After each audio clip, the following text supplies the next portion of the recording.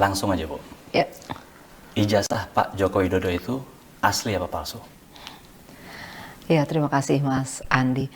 Kami punya data dan bukti bahwa Bapak Joko Widodo adalah resmi menjadi lulusan dari Universitas Gadjah Mada dan juga sudah diberikan tanda kelulusannya kepada yang bersangkutan. Tapi Bu, sangat banyak orang, Ibu pasti juga membaca di media sosial. Itu orang itu yakin banget bahwa ijazah ini palsu. Saya kira perlu didudukan seperti ini. Tugas institusi pendidikan tinggi, dalam hal ini Universitas Gadjah Mada, itu tugasnya adalah mendidik. Ya. Jadi proses pendidikan itu kami mempunyai bukti dan dokumen yang lengkap terkait dengan hal tersebut. Ya. Dan sedangkan untuk yang kaitannya dengan ijazah, itu tentunya diberikan setelah yang bersangkutan menyelesaikan proses pendidikan itu secara baik dan sesuai dengan persyaratannya, dan diserahkan pada saat wisuda kepada yang bersangkutan. Berarti UGM telah menyerahkan ijazah yang benar atau asli itu kepada yang bersangkutan? Iya, kepada yang bersangkutan pada saat wisuda, jadi tahun 1985 untuk kasusnya Bapak Joko Widodo. Dan itu juga berlaku untuk semua alumni yang lain? Untuk semua alumni, ya. Bu Rektor, kita lihat di media sosial, itu banyak sekali beredar gambar, analisis segala macam mengatakan itu palsu. Itu gimana, Bu? Jadi ijazah itu kan tahun 85 sudah diserahkan kepada yang bersangkutan. Artinya yang menjaga ijazah itu adalah yang bersangkutan. Oleh karena itu Universitas Gadjah Mada ini ya kita tidak mau berkomentar terkait dengan ijazah, a piece of paper yang sudah ada di yang bersangkutan. Oke. Artinya UGM juga tidak bertanggung jawab apakah yang beredar sekarang itu adalah yang diserahkan UGM dulu itu bukan? Atau bukan, kita tidak bertanggung jawab untuk itu. Baik, Bu Rektor. Sekarang ke Bu Wening, Bu WR. Saya tuh selalu penasaran, Bu. Sebenarnya kalau kita pengen tahu seseorang ini, siapapun lah, bukan hanya Pak Joko Widodo ya, seseorang ini sebenarnya alumni UGM atau bukan, itu cara paling tepat mengetahuinya tuh gimana, Bu? Cara paling tepat adalah orang tersebut menunjukkan ijazahnya kepada kita. Jadi orang tersebut yang menunjukkan ijazah tersebut. Karena ijazahnya ada pada orang itu? Ada orang tersebut. Oke, gini Bu, ini hipotetis ya, atau pengandaian. Kalau ada orang, saya pengen tahu nih, dia alumni UGM atau bukan, tapi dia nggak mau menunjukkan ijazahnya. Sejauh mana UGM bisa membantu atau bisa mengklarifikasi itu? UGM dalam hal ini tidak akan bisa untuk memberikan mengklarifikasi karena apa? Memang harus orang tersebut yang harus memiliki ijazah. Dan kemudian kalau misalnya saya ingin tahu nih orang ini alumni atau bukan, kita terbentur pada peraturan. Kita tidak bisa menunjukkan data pribadi kepada orang yang itu tidak relevan dengan mereka yang memiliki ijazah tersebut. Baik, tapi artinya Bu Wening, UGM sebenarnya kan bisa ngecek kan ya, bahwa orang itu ada datanya apa tidak, tapi tidak dibolehkan menyampaikan informasi itu kepada orang yang tidak berwenang. Betul begitu maksudnya? Betul, ya. Oke. Ini pengandaian lagi nih Bu nih. Kalau seandainya yang meminta punya kewenangan, katakan negara meminta gitu ya. Nah itu kami akan memberikan, karena itu adalah lembaga yang berwenang. Yang akan memiliki otoritas untuk bertanya kepada institusi pendidikan misalnya, ada satu hal tertentu yang harus kami tunjukkan, maka kami akan menunjukkan. Oke, masih kepada Bu Wening nih.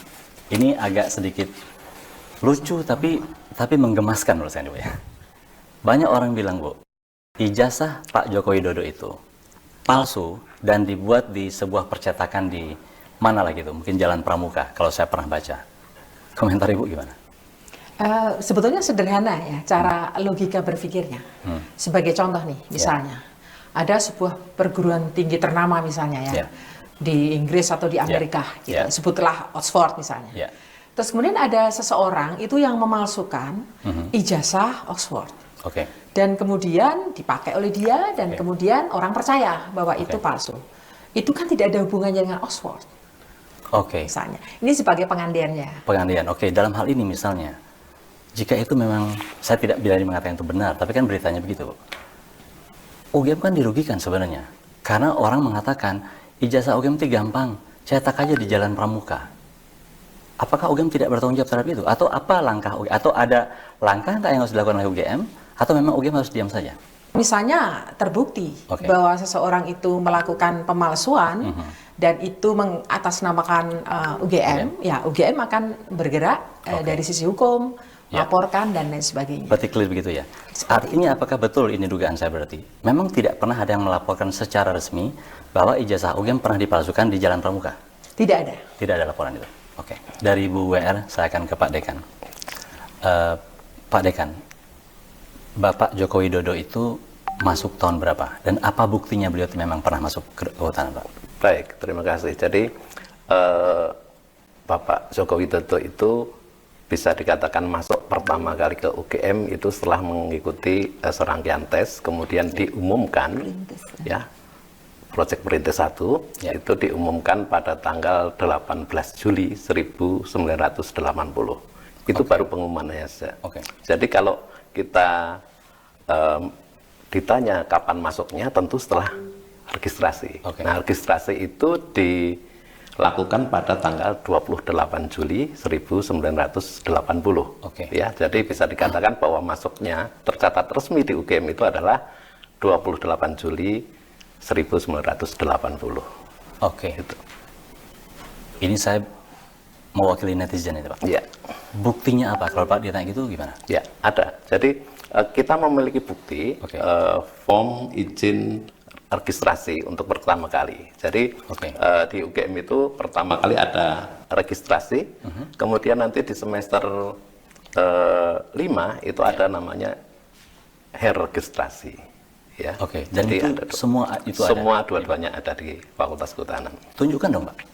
Nah, mohon maaf, sekarang posisinya kita serahkan ke kepolisian, jadi kami tidak bisa menunjukkan itu. Saya menganggapnya itu sebagai data pribadi.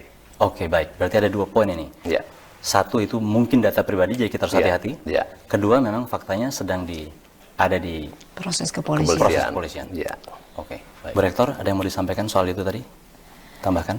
Iya, sebetulnya tadi yang disampaikan Pak Dekan, semua data kita sudah miliki, dokumen tersebut juga sudah rapi kita kumpulkan, dan sekarang ini memang sudah ada di tangan kepolisian karena adanya proses legal yang berkembang. Lagi-lagi nih Bu, ini kan kita dari tadi bicara soal privasi segala macam. Ini sama menegaskan sekali lagi Bu. Kalau memang kita nggak bisa nih kan tunjukkan data-data itu alasannya apa sih? Kenapa kita tidak menunjukkan? Apakah kita menyembunyikan sesuatu atau kita membela sesuatu? Kalau tidak menunjukkan, kenapa kita tidak tunjukkan itu? Ada aturan Undang-Undang Keterbukaan Informasi Publik yang harus kita patuhi juga. Oke. Jadi sebagai institusi yang melayani masyarakat, tentunya kita memegang dokumen-dokumen pribadi orang-orang yang bersangkutan. Nah, Undang-Undang KIP ini melindungi supaya kita tidak mengobrol semua dokumen yang memang bukan menjadi ranah publik.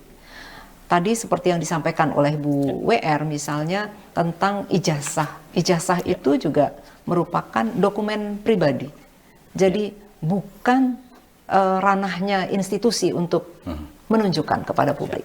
Jadi dengan kata lain Bu, begitu ijazah itu dipegang oleh orangnya, maka hanya orang itu saja yang berhak untuk Persis. menunjukkan bukti yang Persis. betul ya.